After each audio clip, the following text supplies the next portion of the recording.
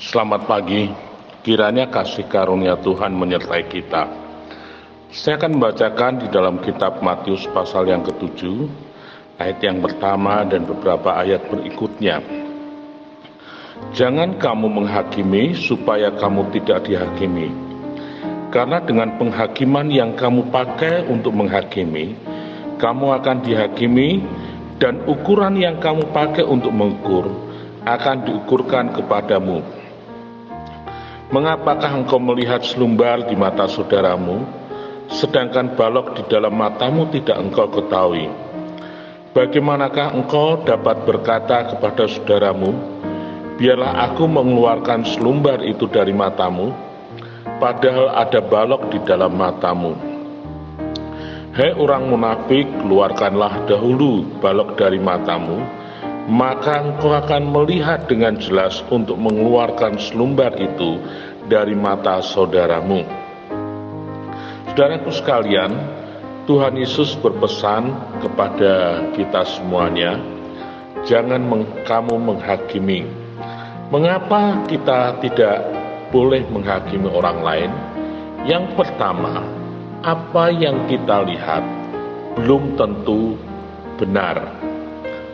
Apa yang kita nilai belum tentu benar. Ada suatu cerita tentang kapal yang akan karam, dan kemudian para penumpang menyelamatkan diri dengan skoci. Saat itu tinggal satu tempat untuk masuk ke dalam kapal penyelamat atau skoci ini.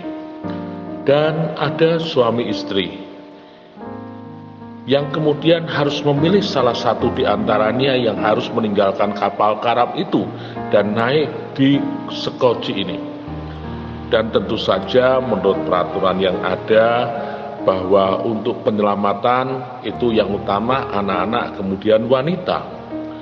Tetapi suami istri ini akhirnya memilih suaminya lah yang masuk ke dalam kapal skoci ini dan meninggalkan istrinya yang akhirnya mati tenggelam bersama kapal yang karam. Melihat hal itu, tentu saja orang-orang menghakimi dan mereka berkata, sungguh laki-laki ini tidak berkemanusiaan, atau dia dikatakan tidak mengasihi istrinya. Dan tuduhan ini ada di dalam hidup laki-laki ini. Sampai suatu saat ketika anaknya sudah menjadi dewasa, baru anak ini bercerita bahwa ketika ayah ibunya di dalam kapal yang karam, sebenarnya ibunya saat itu sedang berobat dan dokter mengatakan bahwa penyakitnya tidak akan dapat disembuhkan dan dia tidak akan hidup lebih lama, tidak lebih dari 1 tahun. Maka ketika kapal itu karam, suaminya memang berusaha supaya istrinya diselamatkan. Tetapi istrinya berkata, suamiku, bahwa aku tidak mungkin bertahan lama, tapi biarlah engkau yang selamat, supaya engkau dapat merawat anak kita. Saudaraku sekalian, apa yang dilihat oleh manusia, apa yang dituduhkan orang-orang pada lelaki ini ternyata salah, karena mereka hanya melihat apa yang ada di luarnya. Demikian juga dalam hidup manusia, seringkali hanya melihat sesuatu yang kita tampak mata, tanpa kita mengetahui sedalam-dalamnya. Dan kemudian kita sudah memvonis, kita sudah menghakimi, mencap seseorang. Yang kedua, mengapa kita tidak boleh menghakimi? Karena seringkali apa yang kita lihat, kita ini pun juga sebenarnya melakukan kesalahan yang sama.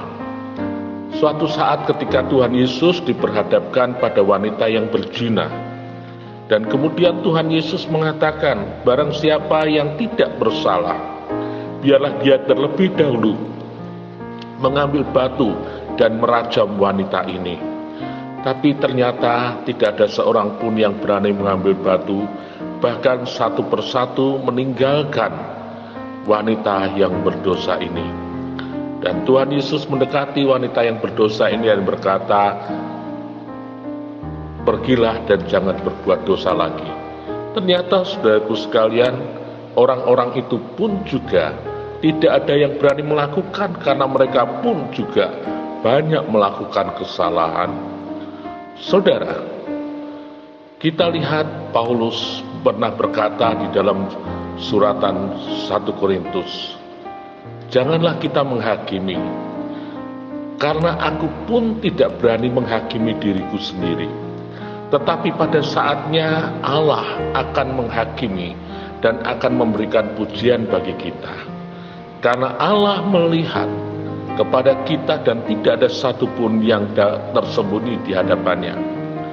Demikian juga di dalam hidup kita pada pagi hari ini, biarlah kita belajar untuk tidak gampang menyalahkan orang lain, untuk kita tidak mudah menghakimi orang lain, mencap orang lain, bahkan mengata-ngatai orang lain. Tetapi biarlah kita selalu belajar mengkoreksi diri kita. Dan kalau ada seseorang berbuat salah, maka biarlah engkau yang lebih rohani menegurnya dengan 4 mata, dengan yang roh yang lemah lembut, supaya engkau pun juga jangan jatuh di dalam dosa yang sama. Amin.